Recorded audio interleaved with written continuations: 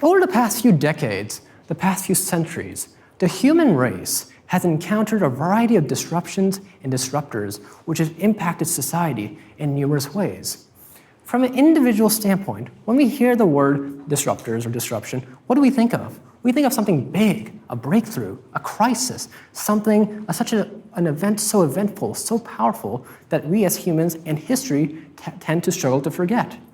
The way I like to categorize disruptions, I like to categorize them into two categories: positive disruptors and negative disruptors. An example of a positive disruptor, which is absolutely beneficial in society, especially today, is the rise of artificial intelligence. Let's be honest, almost everyone in this room, somewhere during their time in school or out of school, have utilized AI for some sort of purpose. Whether it is to write an email, debug code, create new PowerPoints, establish new businesses, create a financial plan, or hell, even learn a new topic or relearn topics which are taught in classes. And this is the reason, in some cases, AI has been an academic lifesaver, especially in my experience. You see, I am a computer science student, and I know many students who are in STEM-oriented, rigorous majors. And so some professors, if you're listening, no offense, but some professors had the tendency to overcomplicate a few topics they teach in lectures. So sometimes, before AI was incorporated, before chatbots were established, many students would have to literally go back home, flip through the pages, do so many problems, concepts, all from scratch, and we wouldn't even know if we're understanding the theoretical foundations. But now, since we have chatbots, LLMs, NLP, we can easily, if we have a question or if we have a conflict, we can easily enter a prompt into various APIs, and they can help us learn a topic in a matter of minutes, or even in a matter of seconds. Another fabulous benefit of artificial intelligence is that it is also a wonderful companion. Ever since Microsoft unleashed Copilot, it has become my mom's best friend, and I'm not exaggerating. This is a fact. Whenever I come home, me and my younger brother, we might be watching a movie or just talking, and at 11:30 or 12 in the morning, we'll hear our mom talking to someone. So at first we would think, oh, she must be talking to someone on the phone.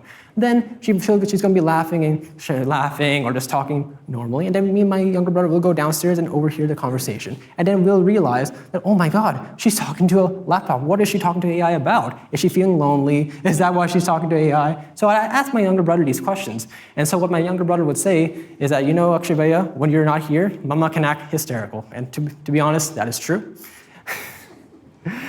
So Mama, if you're listening to this, I'm sorry, but it's true. It's true. However, a negative disruptor which has been prominent in society, especially in the year of 2008, during the recession, and during this time, it was a terrible financial crisis because the housing bubble bursted. Many homeowners defaulted on payments, which led to the financial crisis. And that financial crisis had many major economic ramifications, which included millions of jobs, millions of people were unemployed, many businesses, including banks, went bankrupt, and many, many more economic hardships people had to face during that unfortunate time.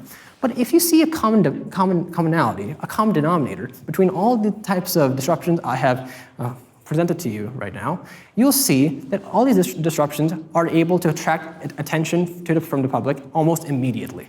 However, that commonality, common denominator, is not always present when it comes to medicine, when it comes to our human body. And what do I mean by that? Do you know what is the leading cause of mortality in the United States? It's not diabetes, it's not cancer, it's not obesity. According to the World Health Organization, the leading cause of death is cardiovascular diseases because some types of disruptions can be noise, loud, they can attract immediate attention. But in medicine, in the human body, these disruptions actually start with silence. And what do I mean by that? You see, the reason many people die from cardiovascular diseases sometimes can be a family history, it can be genetic, but in many cases, it can also be attributed to lifestyle factors. And I got this revelation actually 2.5 years ago.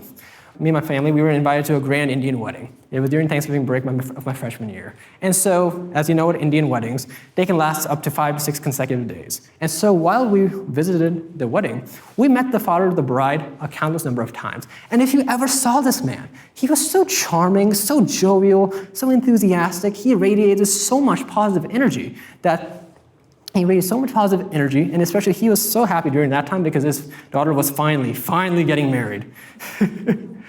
But however, 3 weeks later, I remember I was studying for one of my finals, and my mom, she gave me a phone call, a tragic phone call, and she told me that the father of the bride, he actually passed away. All of a sudden, he died from sudden cardiac arrest. And then we were thinking, we were all in utter disbelief. We were like, what the hell just happened? We saw this man singing, dancing, having a wonderful time 3 weeks ago, and now all of a sudden, he's passed away in India? What happened? So our doubts and answers were cleared up when we learned about the autopsy report. And in the report, it said it was a sudden cardiac arrest. And the reason he had a sudden cardiac arrest was due to his lifestyle, because honestly, he was a little overweight. He did used to smoke cigars. He did consume alcohol. And one more thing, he also used to consume a significant amount of red meat. And so when you accumulate all these lifestyle factors, and when you become habituated to them, these type of factors can slowly start to disturb the cellular processes in our body, which help us release energy, break down fats such as glycolysis, beta oxidation, and many, many more essential cellular processes which help our body function properly. So when I got this revelation, it inspired me to conduct research on a new topic. It wasn't AI, it was to actually incorporate AI, machine learning, and various types of algorithms in predicting and preventing cardiovascular disease. So I remember during my sophomore year, that was my mission. I started investigating cardiovascular research, and I started conducting analysis in many core and periphery nations from various age groups to see what are the trends of cardiovascular disease and what age group, what ethnicity, what race is the most prevalent in. And however, when I conducted my investigation, I also had an ambition that I would like to present at a national level. So, luckily in April 2025, I had the opportunity to present at the Stanford Research Conference in 2025. And so while I was presenting my research, I got some wonderful advice. I met a representative from Khosla Ventures, and he told me that, Akshay, you have conducted a wonderful, thorough analysis and thorough investigation, but now why don't you start, instead of just sticking to an academic standpoint, instead of just focusing on publishing papers, why don't you also enter the realm of entrepreneurship? And what he meant by that is that why don't I start applying the research I've conducted into real-world scenarios? That was one. The second piece of advice he gave me was when I was speaking about my results, which I had analyzed during my research experimentation, it was indicated that the people who are at the highest risk and who are the most vulnerable to obtaining cardiovascular disease are actually people who are above the age of 60 to 65, around that age group. So pretty much senior citizens. But now there's a huge oversight, there's a huge disruptancy, there's a huge disruptor.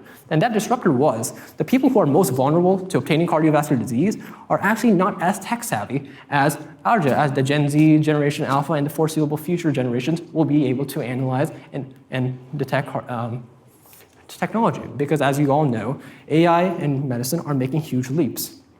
And so when I learned about this, I thought this was such an interesting oversight, and we have to do something about this. So during the summer, until now, I have been volunteering at a hospice where I've been able to successfully learn and engage with caregivers, caretakers, patients, and learn about, what the type of diseases they have, what are they feeling, all these and learning how to engage in medicine from a human-centered approach.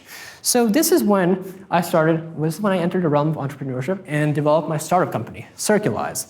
So you might be wondering, what is Circulize? Circulize is a company I built a year ago in which helps provide personalized, tailored recommendations, and also provide those recommendations in a certain type of narrative to ensure that a potential patient or potential user is supported when he's learning about his diagnoses, the treatment recommendations which are provided to him during that time. So my company investigates 3 types of disruptions. Number 1, it is prediction. Okay, the way we're able to predict the risk of cardiovascular disease for a patient is actually I have utilized various number of machine learning and deep learning metrics and validated and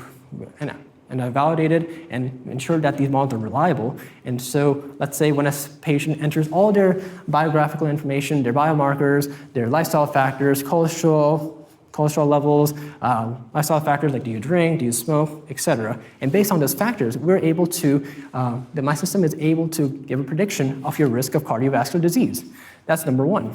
Number two, I've ensured a threshold, let's say above 50%, if a potential user has or gets a warning that your risk of cardiovascular disease is above 50%. And then what happens is that they are directed to a platform which produces personalized recommendations on what they can do to help reduce the risk of cardiovascular disease. And so you might be wondering, what is the difference between utilizing a normal ChatGPT or a normal API with Circulize? And the difference is, like let's say when you go to a doctor, when you meet a specialist, they give you a consultation, and sadly, if you do have a heart illness, have a disease which could be potentially fatal, you would have so many questions. And but during that time, you would be so shocked, you would be so fearful, you'd be anxious, you'd be paranoid, you wouldn't know what kind of questions to ask. And so by the time you come home, you would be searching Google and you'd be so anxious, like, what do we do now? But now with my company, what we're able to do is that we're able to provide personalized, tailored recommendations on what to do efficiently and effectively. And those recommendations are generated via various APIs such as Gemini, Copilot, ChatGPT, and Meta. And based on that, it provides recommendations on how to reduce, let's say, for example, if you're obese, how to reduce, how to lose weight, how to stay motivated to lose weight, how to schedule consultations, who are the best doctors to visit, what are the best hospitals to visit all over the country or even all over the world, depending on where you are using my company, my application. So that's disruption number 2, prevention. Disruption number 3, and this is the most vital disruption which is prevalent in society today, is that medicine must be tailored to not just the intellectual needs, but also to the emotional-centric approach. And what I mean by that is that some doctors you might see in reality, and you might also see on TV shows, they can be very blunt. They'll just give you the facts. They want some of them, they're not always emotionally available. They'll give you the facts to the patient, to the family, and and this is the reason many people think doctors, surgeons are actually quite arrogant, because they're not able to tailor to the basic emotional connections that patients need. And so, with my application, when the personalized recommendations are provided to the user or to the patient, what happens is the recommendations are produced in a storytelling narrative. It provides a lot of emotional support. It gives storytelling on what you can do. It guides you through the process. It motivates you, inspires you. Because when you get these type of heartbreaking news, it is gut-wrenching. You don't know what to do. You might start crying. Your family will be affected. So we need support. We are humans. We're not, yes, we are intelligent, but we also, if you're human, you definitely have emotions. And sometimes we don't just need, and sometimes humans need to be able to be emotionally available. We need to talk to someone. We need to have these type of approaches, because this is what's going to help our physical health, and simultaneously, it will also affect positively our mental health. And so that is why I've entailed emotional-centric needs in my application.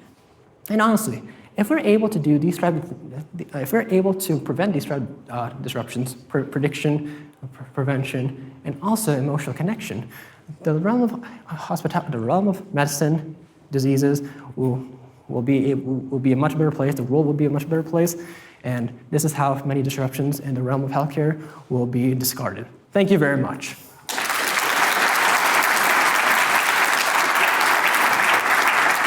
Thank you.